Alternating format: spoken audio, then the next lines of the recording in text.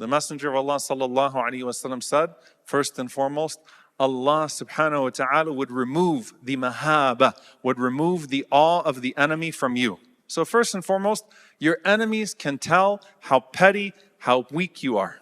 Your enemies don't fear you. Your enemies look at you and they can tell that you're disorganized, they can tell that you're not united, they can tell that you have issues. So subhanAllah, this hadith talks just as much about the other side as it does us.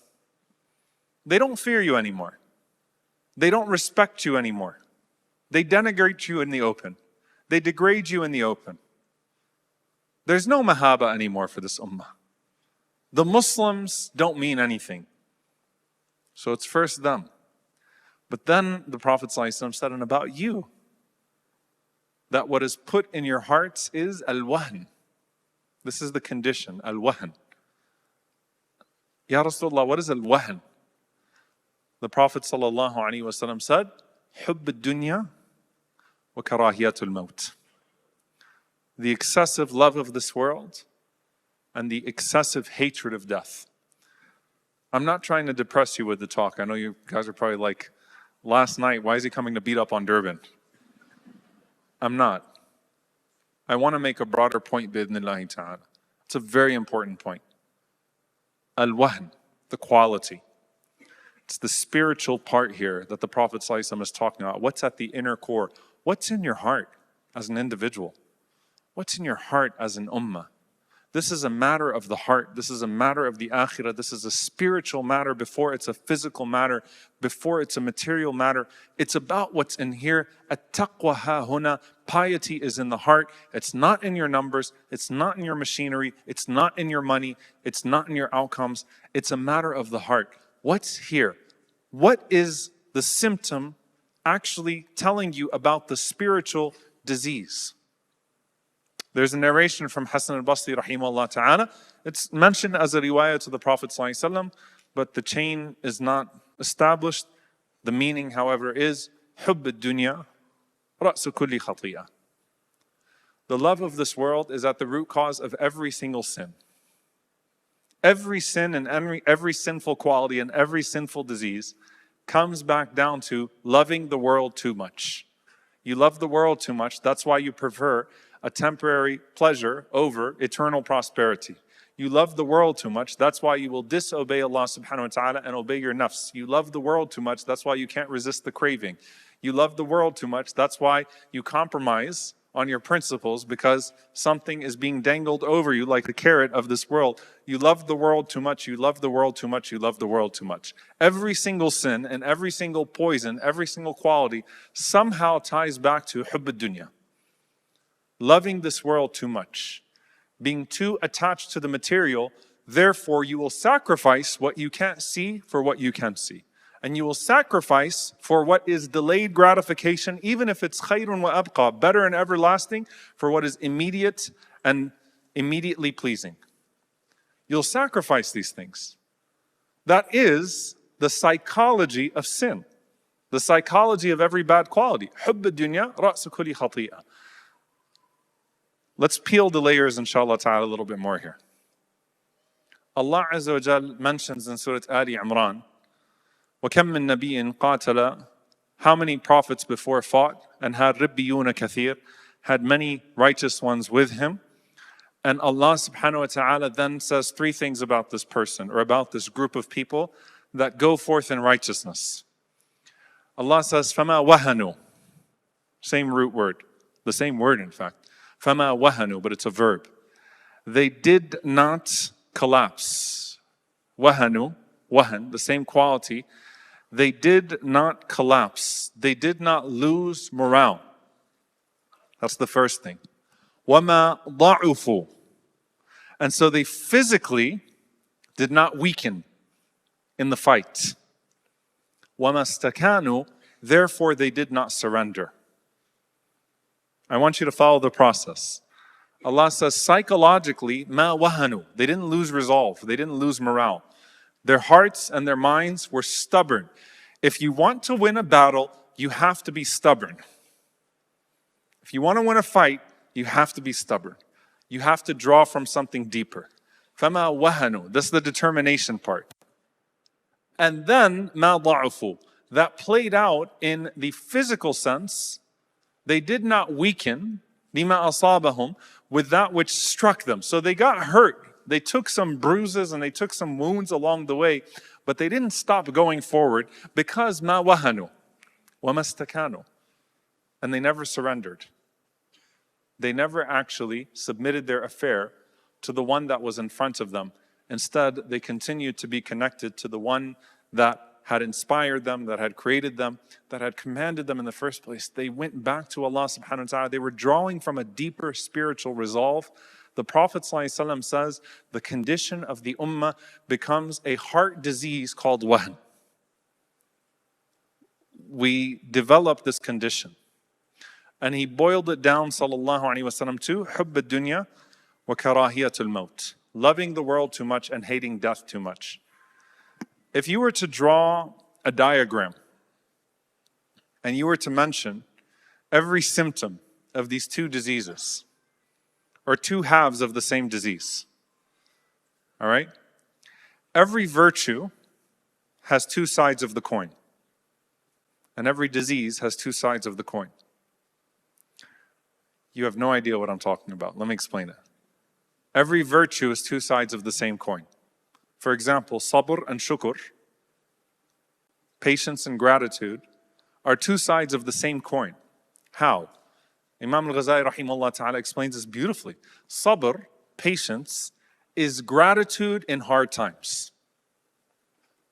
Gratitude is patience in easy times. How? Sabr, patience, is actually just gratitude in hard times. Meaning Allah Azza wa Jal takes something from you and you say, Alhamdulillah, at least I still have this. So you're actually being grateful when you're being patient in hard times. The other side of that coin, gratitude, is actually patience in times of ease. Why? Because you have Alhamdulillah Rabbil Alameen and you're patient with that which you still don't have, because we know that the reason why we become ungrateful, لو أعطي ابن آدم واد من ذهب واديا من ذهب, if the son of Adam is given a valley of gold, he says, I think I could turn that valley of gold into two valleys of gold. And if he gets two, I think I could turn the two into three. And he's not satisfied except with dirt in the mouth. The pursuit of the world never actually stops. Likewise, Allah blesses you. You get that car that you wanted. You get that house that you wanted. But then you go visit your friend's house. And you become impatient with taking the next step. So gratitude is actually just patience in times of ease.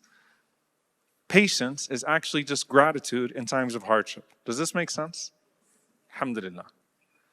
Likewise with vice, vice like virtue, two sides of the same coin. What's the difference at the manifestation level between حُبَّ الدُّنْيَا وَكَرَاهِيَةُ الْمَوْتِ? The love of this world and the hatred of death. What's the difference? They both are described by the same condition. The coin is wahn. The coin is wahn. A breakdown of resolve, psychological defeat, weakness of the heart. That's the coin. The coin is the word wahn. The two sides of the coin are حُبَّ الدُّنْيَا وَكَرَاهِيَةُ الْمَوْتِ. حُبَّ الدُّنْيَا is when you're very comfortable. You love the world. You're comfortable. And so you're complacent. And therefore, when someone calls you to voluntarily relinquish your place of comfort, you go, why would I do that? I'm comfortable, alhamdulillah. I'm good right here. Life is good. Family's good. The money's good. Why would I step out of my comfort zone and put myself in the line of fire? At the end of the day, that's Gaza. That's somewhere else. At the end of the day, that's somebody else that's eating it right now. I don't need to put myself in that. Alhamdulillah, I'm comfortable. I'll just pray my salah. I'll do my dua. I'll take my vacations. I'll, be a good Muslim. But at the same time, I don't need to put myself in these uncomfortable situations. I'm comfortable. حُبَّ الدُّنْيَا. The spiritual condition is you love the world too much. Therefore, hubb ad-dunya refers to, like if you could think of a person, we're talking about wanting to be a determined ummah, a person that is on a racetrack, hubb ad-dunya is run, no, I'm okay. Just stay right here. All right? It's the inability to move forward and to exert yourself because you're too comfortable, because you love the world too much. This is what happened in Medina, right? With the hypocrites. They were told to go forth fi sabilillah. Ithaqaltum.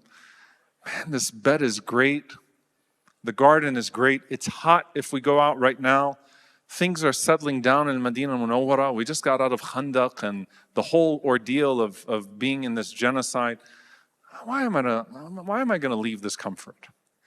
Right? Let me just stick to what I'm comfortable with. Complacency. Karahiyatul maut.